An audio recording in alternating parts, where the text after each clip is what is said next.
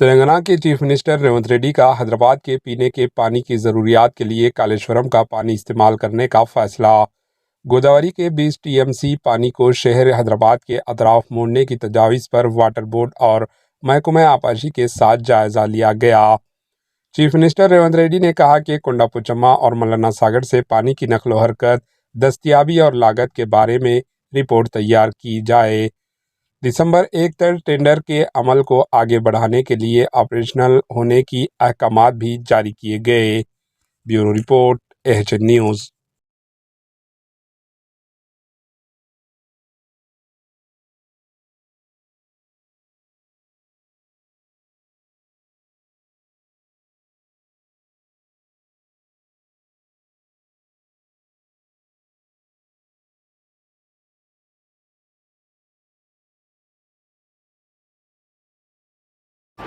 AHN news को like करें, share करें और सब्सक्राइब करना ना भूलें।